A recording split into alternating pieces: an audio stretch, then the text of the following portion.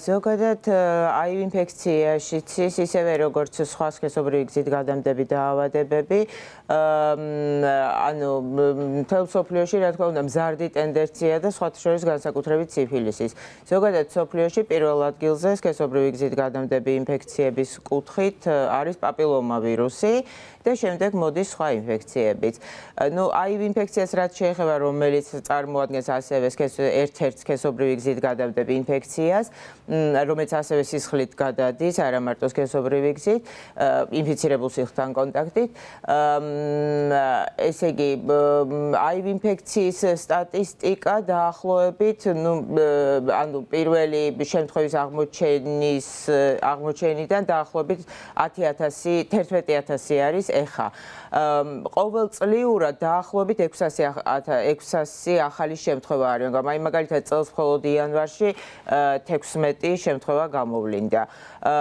საქართველოში ისევე როგორც მსოფლიოს სხვა ქვეყნებში გავრცელებული არის გონორია, სიფილისი, ტრიხომონიაზი, ანუ როგორც ბაქტერიული, ასევე ვირუსული ინფექციები.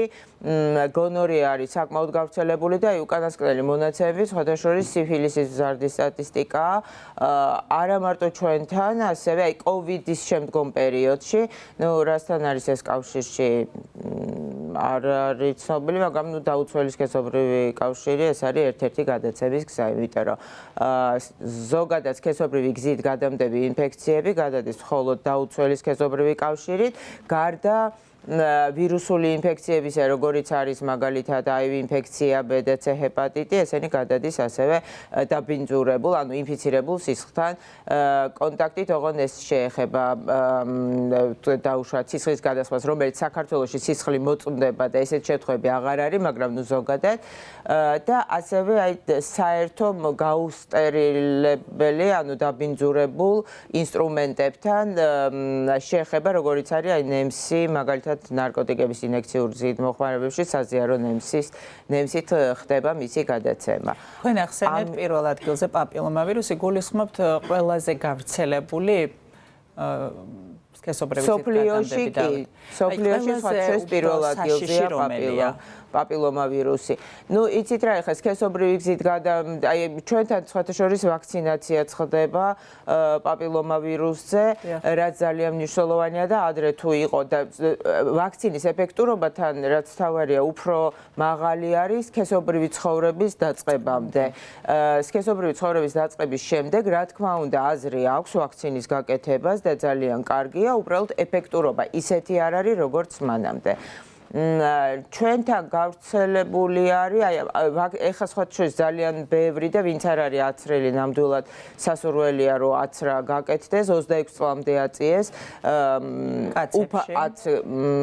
დიახ და 25 წლამდე ქალებში. და ქალებშიც, ანუ და თან უფასოა, რაც ძალიან მნიშვნელოვანია და ბევრ ქვეყანას ამის შესაძლებლობა არ აქვს. ამიტომ სასურველია, რომ პაპილომა ვირუსი იმიტომ პაპილომა ვირუსი ერთ-ერთი გამომწვევი არის მაგალითად საშვილოსნოს ყელის კიბოსი და ანუ პრევენცია საშვილოსნოს ყელის სქესობრივი გზით გადამდები დაავადებების შემთხვევაში არსებობს რაიმე პრევენციული ღონისძიებები და ყველაზე საშიში რომელია შიდსი არის იცით რა საშიში როგორც ესე თუ არ იმკურნალა ადამიანმა ხო ინფიცირებულმა ადამიანმა მაშინ ნებისმიერი სქესობრივი გზით გადამდები ინფექცია რეპროდუქციულ სისტემაზე ზოგადად მოქმედებს მაგრამ სიფილისის გადაც ანუ მე-20 საუკუნის დასაწყისში სანამ ანტიბიოტიკს გამოიგონებდნენ და შექმნიდნენ მანამდე სიფილისიც ასევე მომაკვდინებელი დაავადება იყო და ეხლა ესე არ არის.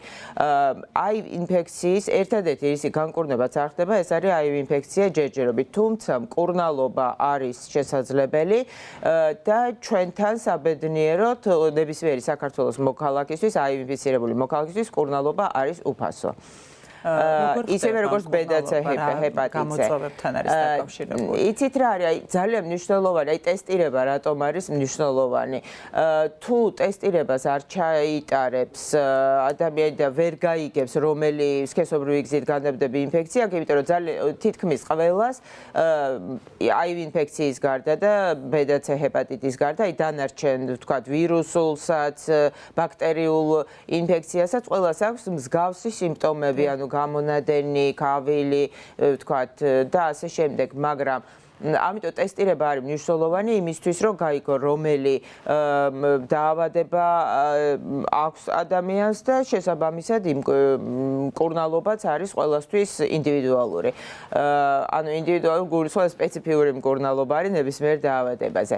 HIV ინფექციას რაც შეეხება მკურნალობა ადრე თუ დღეში რამოდენიმე აბის მიღება იყო საჭირო, ეხლა ბევრად გამარტივებულია და ეს არის მხოლოდ ერთი აბი, უბრალოდ ანუ მთელი ცხოვრება უნდა მიიღოს HIV ინფიცირებულმა ადამიანმა მისი ყოველდღიურად და აი ტესტირება რაც უფრო ადრე გამოვლინდება HIV ინფექცია მით უფრო მკურნალობის გამოსავალი არის და შესაბამისად ცხოვრების ხარისხიც უმჯობესდება. და მეცაც გეტყვით, მსოფლიოში უკვე არის ვაქცინა, რომელიც მხოლოდ თვეში ერთხელ უნდა გაიკეთო, ეს არის ძალიან ძვირადღირებული, საქართველოში ეს ჯერჯერობით არ არის. უფრო განვითარებულ ქვეყნებში და ვისაც, ქვეყნებში, რომლებსაც ამის შესაძლებლობა აქვს. საპრევენციო ღონისძიებებზე მინდა გითხოთ, თუ არსებობს რაიმე ღონისძიებები, რასაც შეიძლება ადამიანმა მიმართოს იმისთვის, რომ მაქსიმალურად დაირიდოს თავიდან სქესობრივი გზით გადამდები დაავადებები, გარდა იმისა, რომ თავი უნდა დაიცვას და ასე შემდეგ. გულისხმობა არ ვიცი, რამდენად კავშირში შეიძლება იყოს ეს ჯანმრთელი ცხოვრების წესთან, იმუნიტეტთან. რა უნდა გაკეთდეს? იცით რა არის, არა, იმუნიტეტთან, ჯანმრთელი ცხოვრების წესი, ეს ჯანმრთელი ცხოვრების წესის პოპულარიზაცია ერთ-ერთი არის, რა თქმა უნდა, ეს თავდაცვა, ანუ სქესობრივი კავშირის დროს კონდომის გამოყენება. ეს არის ერთადერთი საშუალო, ანუ ერთ-ერთი ყველაზე ეფექტური საშუალო. სქესობრივი გზით გადამდებები ინფექციების შემთხვევაში, ანუ არა სიცხლის მიერი გადაცემა, რომელიც ეს არის 100%-იანი თითქმის დაცვა. ამიტომ ეს არის ძალიან მნიშვნელოვანი. იმუნიტეტი ამ შემთხვევაში არა. HIV ინფიცირების დროს, როდესაც HIV ინფექცია ვიცით, რომ იმუნური სისტემის უჯრედებს ანადგურებს და ამ შემთხვევაში რაც ეს იმას არ ნიშნავს, რომ დაიცავს HIV ინფექციისგან, არა, უბრალოდ მკურნალობა უფრო ეფექტურად წარიმართება და ანუ რაც უფრო დაუძლურებულია ორგანიზმი, მით უფრო შეიძლება ანუ შიცი განვითარდეს უფრო სწრაფად. იმ შემთხვევაში თუ მკურნალობა არ მიმდინარეობს, მაგრამ აი მკურნალობას ტესტირებას და მკურნალობას აქვს ძალიან დიდი მნიშვნელობა და კიდევ ერთი რამე მინდა აღვნიშნო, ეხლა მკურნალობა როგორც პრევენცია, ეხლა ესე ეძახი, იმიტომ რომ აი ინფიცირებული ადამიანი, რომელიც მკურნალობაზე, ანუ სამკურნალო პრეპარატებს იღებს, ოღონდაც ეს უნდა იყოს ძალიან თანმიმდევრული მკურნალობა, ანუ ჩაგდება არ შეიძლება დაუშვათ, ყოველდღიურად უნდა მიიღოს მუდმივად.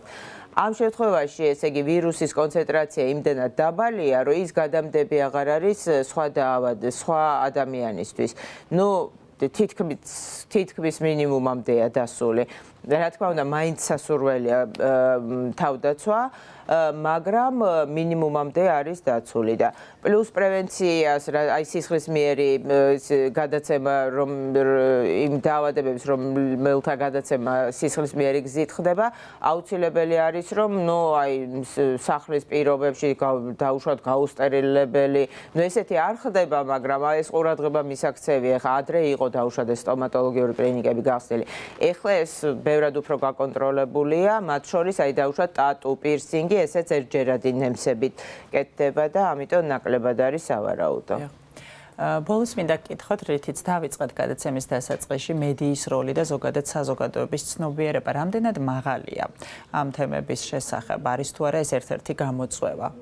იცით რა, ეს არის რა თქმა უნდა გამოწვევა გამომდინარე იქედან, რომ სტიგმასთან არის ასოცირებული მსგავსი, ანუ სქესობრივი გზით განამდები ინფექციები ნებისმიერი, ამიტომ ადამიანს უჭირთ მისვლა, არ სურთ მისვლა უბრალოდ ექიმთან, რომ ტესტირება ჩაიტარონ.